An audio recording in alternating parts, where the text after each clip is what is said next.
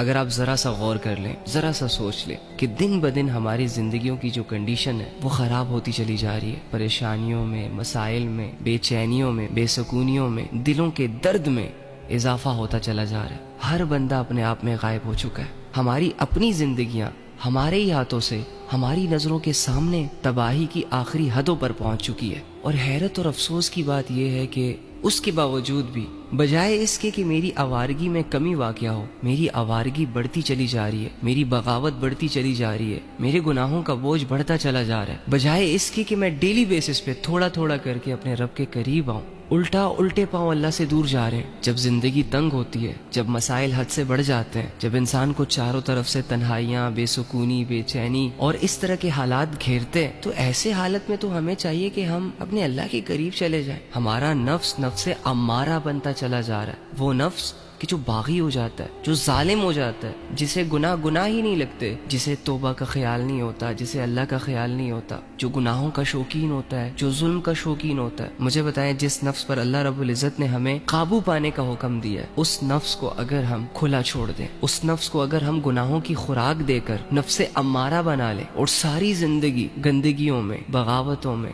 گمراہیوں میں، آوارگیوں میں منہ مارتے رہے حتیٰ کہ اللہ کا فیصلہ ہو جائے، میں بھی مر جاؤں، آپ بھی مر جاؤ، تو جب ساری عمر گناہ کیے ہوں گے ہم نے، جب ساری عمر اللہ کو اگنور کیا ہوگا ہم نے، جب ساری عمر بے حیائیوں کو دیکھا، بے حیائیوں کو پروموٹ کیا، اللہ کے حکموں کو مشکل کہا، اللہ کی عبادت نہیں کی، نبی صلی اللہ علیہ وآلہ وسلم سے محبت نہیں کی، اسلام کو نہ پڑھا، نہ سیکھا، نہ سمجھا، نہ عمل کیا، اور مر گئے، اللہ کے پاس چلے گئے، کیا کہیں گے اللہ کو؟ کیا جسٹیفیکیشن ہے میرے پاس اور آپ کے پاس؟ کیا کہوں گا میں رب سے؟ کون سی ایسی دلیل ہے میرے پاس جو میں اپنے رب کے سامنے رکھوں گا؟ اور جس طرح میں لوگوں کو دھوکہ دے جاتا ہوں، جس طرح جھوٹ کا سہارا لے کر میں دنیا کے بہت سارے کاموں میں کامیاب ہو جاتا ہوں، کچھ ایسا کر کے میں اللہ کے سامنے بھی کامیاب ہو جاؤں۔ ارے وہ تو دلوں کے بھیدوں کو جانتا ہے، آنکھوں کی خیانت کو جانتا ہے، اس رب کو ہم کیسے دھوکہ دیں گے؟